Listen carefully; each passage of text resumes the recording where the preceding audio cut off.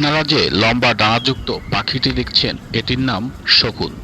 একটা সময় আমাদের দেশে এই শকুন হরহামেশা দেখা যেত, তবে এখন আর আমাদের দেশে শকুন দেখা যায় না, প্রায় বিলুপ্তির পথে শকুন। তবে পাহাড়ি অঞ্চলে এখনো কয়েকটি শকুন দেখা যায়। পশ্চিম আফ্রিকার দেশ গাম্বিয়া থেকে আমাদের জন্য এই ভিডিওটি পাঠিয়েছেন এফএও খাদ্য ও কৃষি সংস্থায় কর্মরত ফাল্গুনী কুমার মণ্ডল। ফাল্গুনী কুমার মণ্ডলকে আমাদের চ্যানেলের পক্ষ থেকে ধন্যবাদ জানাচ্ছি এ ধরনের সুন্দর একটি ভিডিও আমাদের জন্য পাঠানোর জন্য। এই শকুন সাধারণত মৃত প্রাণীর মাংস খেয়ে বেঁচে থাকে। যে সমস্ত প্রাণী মৃত এবং প্রায় মৃত বা অসুস্থ সেই সমস্ত প্রাণীর চারিদিকে এরা উঠতে থাকে।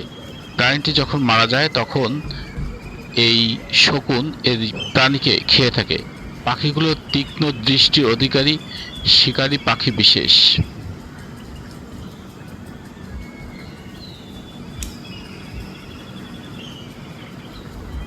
শকুনের গলা, ঘাড় এবং মাথা কোনো পালক থাকে না। প্রশস্ত ডানায় ভর করে আকাশে ওড়ে। সাধারণত পরিচিত বট, পাকুড়, অশ্বর, ডুমুর প্রভৃতি বিশালাকার গাছের সাধারণত লঘুচকুর অন্তরালে এই শকুন বাসা বেঁধে থাকে। সাধারণত গুহায়, গাছের কোটরে বা পর্বতের চূড়ায়ও এরা বাসা বাঁধে এবং ডিম পেড়ে থাকে। সারা বিশ্বে 18 প্রজাতির শকুন দেখা গেলেও এর মধ্যে পশ্চিম গোলার্ধে মাত্র 7 প্রজাতির শকুন দেখা যায় এবং পূর্ব গোলার্ধে সব থেকে বেশি শকুন ইউরোপ, আফ্রিকা এবং এশিয়া মহাদেশে বেশি দেখা যায়। ঈগলের সাথে সম্পর্কিত 11 প্রজাতির শকুন দেখা যায় আমাদের এই পূর্ব গোলার্ধে।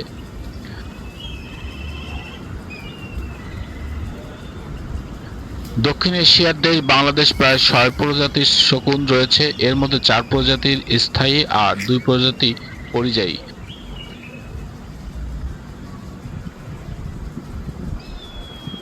শকুন বা বাংলা শকুন ছাড়াও এতে আরও আছে রাজ শকুন, গ্রিফন শকুন, ইউরেশিয়া শকুন, হিমালয় শকুন, সরু ঠোঁট শকুন, কালা শকুন ও ধলা শকুন।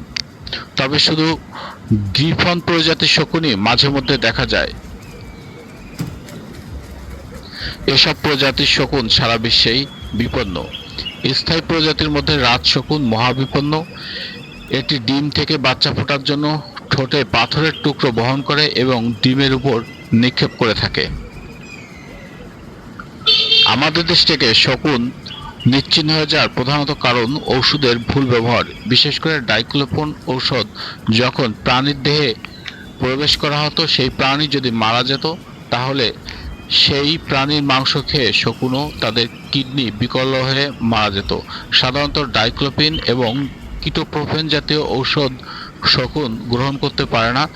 কিডনি অকেজ হয়ে যায় মাত্র 2 থেকে 3 দিনের ভিতরে এবং সেই শকুন মারা যায়। এছাড়া যত ধরনের পচা আবর্জনা আছে তা শকুন খেয়ে হজম করতে পারে এবং এই শকুন আমাদের পরিবেশের ভারসাম্য রক্ষায় এই পচা আবর্জনা খেয়ে বিশেষ ভূমিকা পালন করে।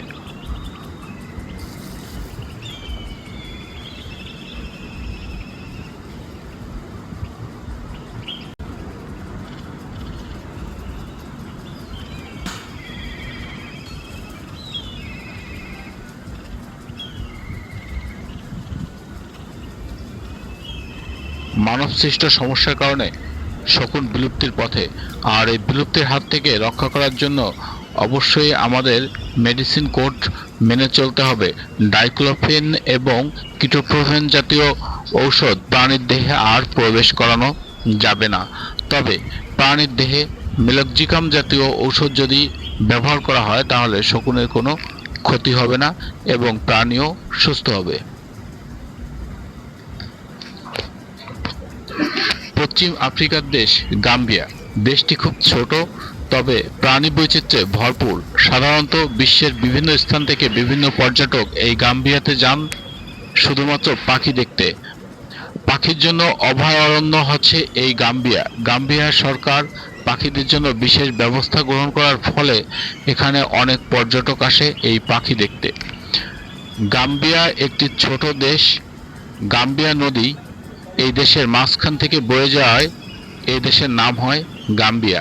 আর সেই গাম্বিয়ায় কর্মরত আছেন আমাদের ফাল্গুনী কুমার মণ্ডল। তিনি আমাদের জন্য এই ভিডিওটি পাঠিয়েছেন। আমরা ভিডিও শেষে আবারও ফাল্গুনী কুমার মণ্ডলকে ধন্যবাদ জানাচ্ছি। দর্শক, আমাদের এই ভিডিওটি আপনাদের কেমন লেগেছে তা অবশ্যই আপনারা জানাবেন, এবং এই ভিডিওটি তথ্যপূর্ণ হলে অবশ্যই শেয়ার করে অন্যদের দেখার সুযোগ করে দেবেন। দর্শক, মৃত্তিকা জীবন ও প্রকৃতি চ্যানেলটি বিভিন্ন প্রকার ডকুমেন্টারি তৈরি করে যাচ্ছে। আমাদের এই ডকুমেন্টারিগুলো আপনাদের কেমন লাগে সেটা জানাবেন। আপনার পাশে যদি এরকম কোনো দৃশ্য থাকে সেটাও ক্যামেরাবন্দি করে আমাদের পাঠাতে পারেন। আমাদের হোয়াটসঅ্যাপ নম্বর 01715856855। আমি আবারও বলছি, আমাদের হোয়াটসঅ্যাপ নম্বর 01715856855। মৃত্তিকা জীবন ও প্রকৃতি চ্যানেলে আমরা আপনাদের পাঠানো ভিডিও প্রচার করব।